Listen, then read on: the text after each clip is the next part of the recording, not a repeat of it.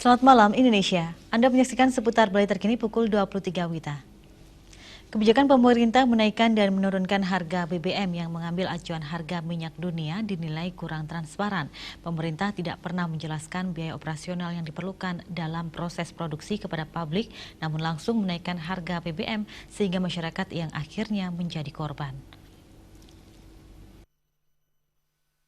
Masyarakat kini mulai dibingungkan dengan kebijakan pemerintah yang sewaktu-waktu menaikkan dan menurunkan harga BBM tanpa didahului adanya pemberitahuan.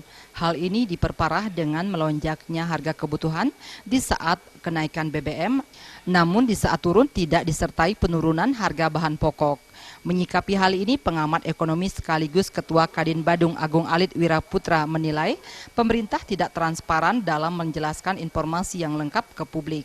Misalnya biaya produksi dari bahan baku menjadi barang jadi, biaya transportasi, keuntungan yang didapat oleh negara maupun pengusaha minyak, serta dampak dari ekonomi rakyat. Hal inilah semestinya diinformasikan ke publik sehingga masyarakat tidak merasa ditipu setiap kebijakan pemerintah menyangkut kenaikan dan penurunan harga BBM. Sekarang ini memang harus transparansi publik terhadap minyak itu dibuka secara luas. Karena pemerintah pusat selama ini kan berapa biaya produksi minyak itu sebenarnya. Kemudian berapa minyak itu dipasarkan. Berapa harga minyak transportasi minyak tersebut.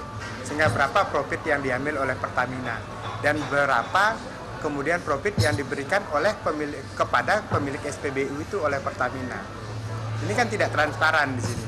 Sehingga pemilik SPBU merasa bahwa profit yang diberikan oleh Pertamina kepada pemilik SPBU itu masih terlalu kecil.